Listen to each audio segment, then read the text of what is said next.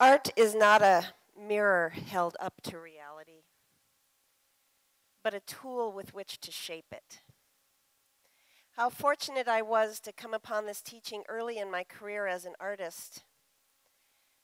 The words rang true to me, and I took it as an invitation to use my art making as advocacy for the protection of natural habitat and wild places and sacred sites, and to educate and build community around these ideals. To use art as a tool to shape the reality of a nurtured, protected earth. And Rachel Carson said to me, the more clearly we can focus our attention on the natural wonders around us, the less desire we shall have for destruction. And so I made a creative partnership with nature to use my human artistic imagination to advocate and give voice to the natural world.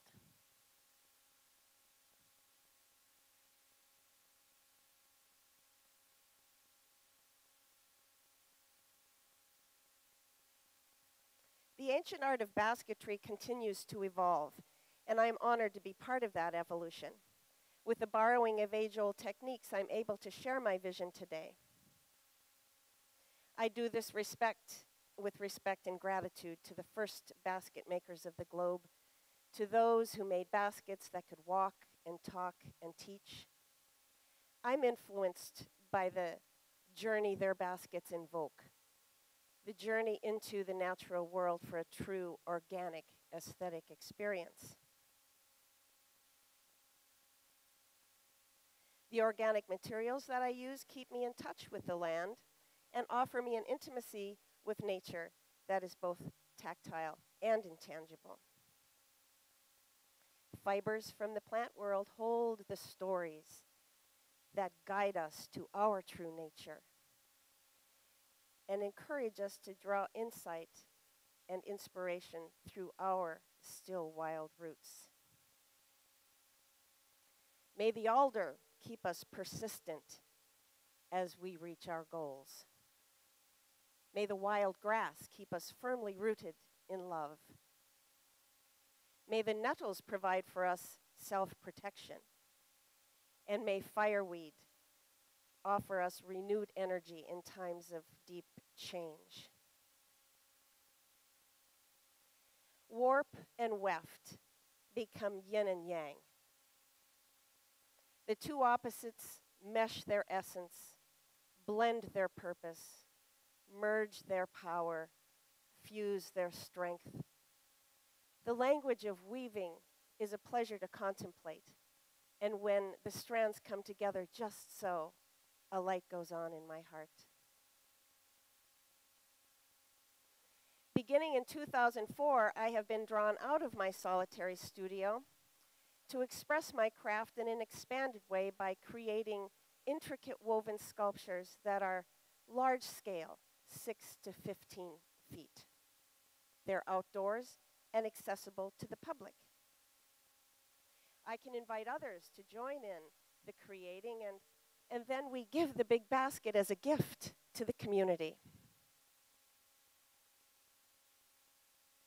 Everyone is invited to interact with the basket by placing written words of inspiration on the outside, by writing remembrances of departed loved ones.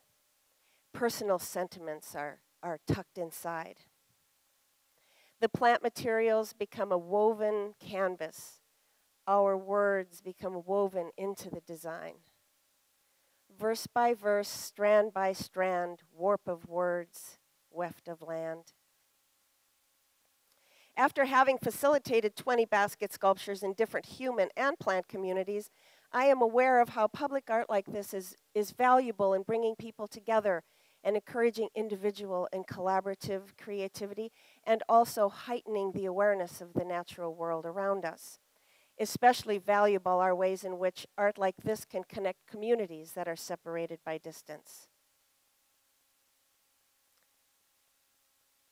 These large-scale weavings belong to everyone. They're acts of art right out in the open where Anyone may stumble upon it and become involved and realize that imagination is worth more than we imagine.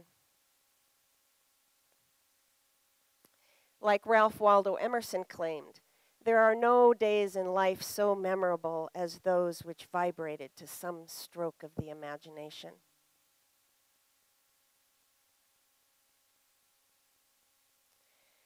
These large basket creations are impermanent. They meet their conclusion through fire in the theme of celebrating, honoring, and remembering. In its final moments, it performs for us the flambe ballet, the present moment minuet, the dance of what is ending and what is beginning, as our heartfelt sentiments drift up into the night sky along with the sparks and smoke. Our burdens will follow. It's difficult for some to imagine working days creating something intricate and beautiful, only to wipe it out in a ball of flames. And the most frequently asked question is why? Why burn it? Well, each person gathered might have their own reason, and I may have my reason, but if I gave you an answer to that question, I would be robbing you of discovering your own. But there are some things we do know about fire. We know it needs oxygen to live, just like we humans. And fire brings with it an inherent danger. We know fire can animate and create, and we also know fire can flare up and destroy. Fire holds the essence of life and death. Perhaps in the case of our burning basket, fire is here to teach us that it is not necessary to cling to the rocks that are falling with us, to let go. Together with the plant community, we give it life. Together with each other, we empower it. And together, we let it go. And when our big basket is gone, we don't regret. We bask in the afterglow of the experience and then joyfully set out to do it again. We weave another story and we make another memory.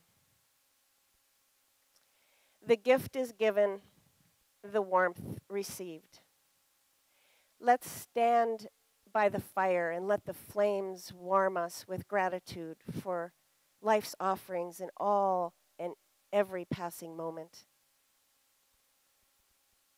May the memories we share warm us many times over and keep us illuminated and connected. Something has ended, something has begun. Thank you.